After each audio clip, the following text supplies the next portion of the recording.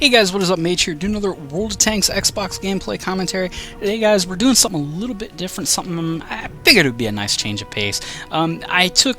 This is actually a post-game commentary, so if you're wondering how I'm able to concentrate and commentate at the same time, well, now you know. I'm using the Xbox One YouTube app, and I'm gonna try out and see how what we did earlier, and see if maybe the game will render the video, or the console, the Xbox One, will render out those videos into high definition much more better and much more cleaner than they did on the 360. So we'll see. Maybe it'll turn out better. But I also want to take this time to talk about something that I've been mean to talk about, and I don't know, I've never explained my thoughts on a whole lot, and that's WN8 and why I don't really care about it and why I think others shouldn't care about it. There are some people that just really put a lot of stock into it, act like it's a true measurement of skill and it's the end-all be-all. It really isn't. It's an arbitrary number that can actually be tinkered and fudged around with a little bit.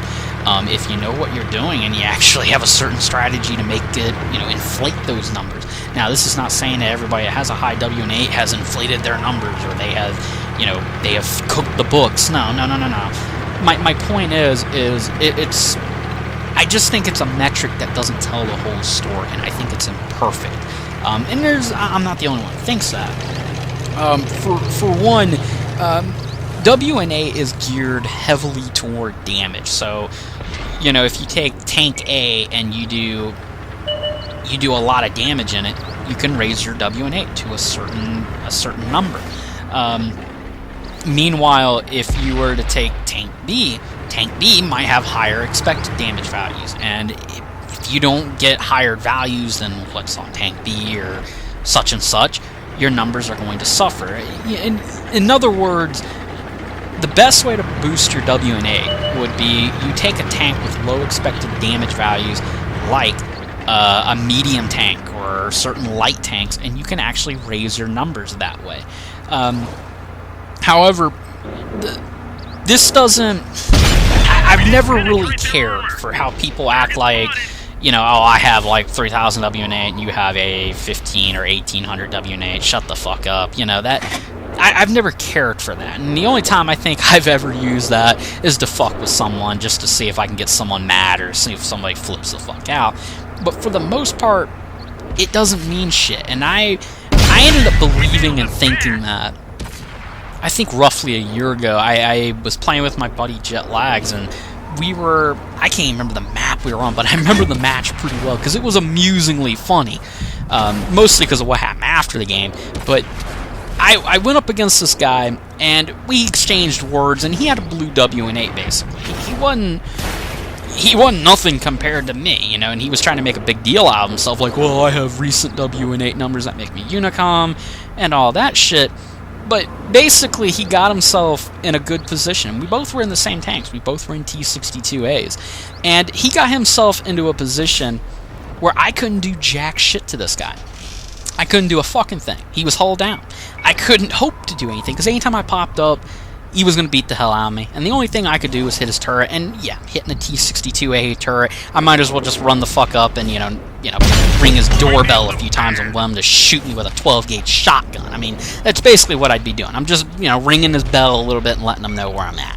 And that's pretty much what happened. He just beat the hell out of me. He stayed hull down. Now, I ended up having to wait on my friend in his E100, and I had to wait on, I think, help from artillery. And only then will be able to dislodge this guy and kill him. Now, when it was all said and done, I ended up finishing in positive territory. I finished with well over 2,000 damage. He finished with under 2,000 damage. He didn't even hit his own hit point pool.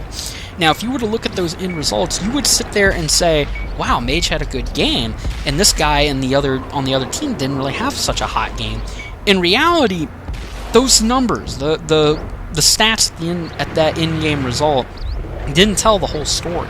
In reality, he got the better of me in that fight, and I needed help. Now, of course, this is a team game. This is a game where it does come down to your team helping you out in a lot of cases. Not everyone can do everything by themselves. So, I mean, I probably made the right decision and the right call. But if we're talking one-on-one, that guy beat the hell out of me, and it's because he had a better strategy, he got into a better position, and he made me pay for it. Now, at the same time, you can also flip that coin around and say, I made the right decision. Because I sat there and I figured, alright, he's hull down, there's nothing I can do. I gotta wait on some help. I gotta wait on some support in order to kill this guy. And I believe I ended up killing him. And like I said, it wasn't for much damage because, you know, he was getting pounded on by a heavy tank already and myself, so I didn't get a whole lot out of him. What I'm trying to hit home here with that example is you're seeing two sides of the same coin here. This guy was able to kick my ass, yet he had a lower WN8, and it was because he knew what strategy he had to employ in that tank in order to defeat me. But I also, on the other side of that equation, I understood I was in a bad spot, and I couldn't win that fight. So once again, you've seen two players here, one with a much higher WN8 and one with a slightly lower WN8. The guy with the slightly lower WN8, all in all, did get the better of the higher WN8 player. But the higher WN8 player still made the right decisions. That's what WN8 is, in my opinion. WN8 is not a measurement of skill. It's more of a measurement of competence and strategy. And even then, those numbers can still be fudged, and they're not foolproof. I can tell you as a a super Unicom, purple Unicom player, wherever the hell you want to call me, I can tell you for a fact, I still make stupid, risky decisions like this. I'm poking over a hill on a Yak Panther 2. It wouldn't have took much for a tank destroyer or Hardy to slam me while I'm peeking over this hill trying to get this Tiger 2. I still make silly, off-the-wall decisions. Now, in all fairness to me there, the game was pretty much closing down. I could afford to take a chance. The other thing you have to consider with WN8 is how it's scaled, and I talked about it earlier. It's scaled in favor of damage. It's heavily weighted there. As a medium tank player, I can tell you for a fact, and anybody else is a medium tank player will chime in and will agree with me here, you're not always going to be dealing damage. In a lot of cases, quite often, and often in a lot of your games, you're probably going to be having options where you can only spot people. The gameplay that's coming up, this is a good example. Now, I score close to 4,000 damage in the Object 140. But I also do 3,000 damage in assisted damage. Now, WN8, it is great, it is awesome, but it doesn't account for that. It doesn't account for what you're doing in the spotting and scouting department. I do close to 3,000 damage, and I'm sure I got rewarded pretty nicely for doing close to 4,000 damage in the Object 140. However, WN8 doesn't give a shit about what I do in terms of assisting and spotting damage. It doesn't care if if I'm playing on Pro Karofka and I have one of those games where I can do under 2,000 damage, but yet I did close to 3, 4, even 5,000 damage assisting, tracking people in place for my teammates and their tank destroyers, or already to just bombard the living crap out of them. It doesn't account for that. It doesn't account for what you're doing outside of it. And that's the main problem I have with WN8. Because I feel like it's discriminatory toward players that play more versatile, because we've all seen in some cases where a tank destroyer has to go up and spot. It does happen. We've all seen that wonderful joke, the infamous joke, E100 or Mouse, best scout in the game. Sometimes you're going to have no option. You're going to be in those screwed up situations. And this is the other thing with WN8. It's a double-edged sword with light tanks. And it's detrimental to people that might scout mostly in a particular tank. I'll use my buddy Jetlags here as an example. You guys know him as Toldozer, but using him as an example, he played a lot of light tanks. He did a lot of grinding up to the bat chat. He played a lot in his 1375 and his 1390, and he still had great games in those tanks, and that probably bumped his WN8 up quite a bit, because the expected damage values for light tanks can boost your WN8 up quite a bit, actually. But at the same time, he did so much in the spotting and scouting department. If I needed to spot something, if I needed something lit up, if I needed to know where something was, he was one of those guys that had enough understanding of bush mechanics and all that stuff. He knew how to position himself, and he could light everything up on a particular side of the map for me, and I could just beat the shit out of people with impunity because I was well outside of someone's view range, and he took advantage of that. And of course, he got huge assisted damage numbers because of that. But WN8 doesn't account for that. And if it did, I guarantee you his WN8 would have been astronomically better compared to what it is now. Same thing for me. My numbers would be much better if WN8 actually accounted for what I did spotting and assisting. Because you guys have all seen me pop up and take cheap shots, but I've also had plenty of matches where all I can do is spot people. All I can do is detect people and keep them lit up. And that's sometimes half the battle in a medium or a light tank. And of course, with a light tank, you accept the fact you're not going to do much damage. In a medium tank, you're doing a little bit of everything. Now, at the same time, in all fairness to WN8,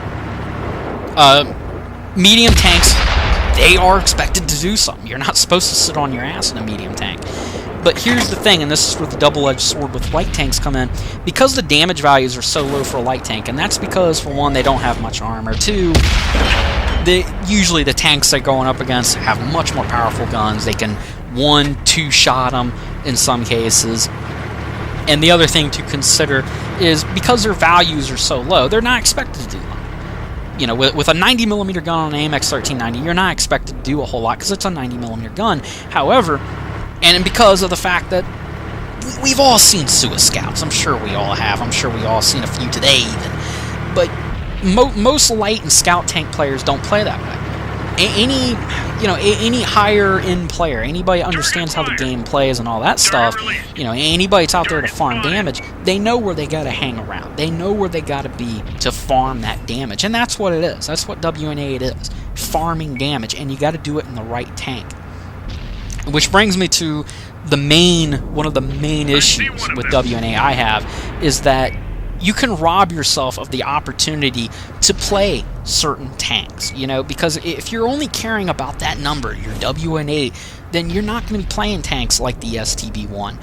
You're not going to be playing tanks like the T-57 because those tanks have high expected WN8 damage values. Whereas something like, say, a Chaffee or an AMX 1375 or a T-71, they're not going to have those kind of numbers. Believe it or not, they're not going to have those kind of numbers, and it's very easy to raise that WN8. Now, that's not saying everybody, that has a high WN8 plays, certain tanks always, or only playing light tanks. That's not true.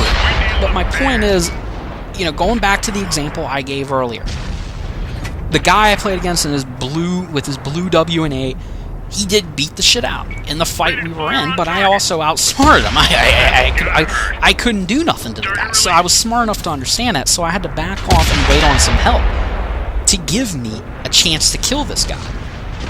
WN8, it's really a measurement of how competent a player is, more than anything. It doesn't mean someone's better than someone. Like I was talking about, that guy with the blue WN8, he straight up whooped my ass in that fight.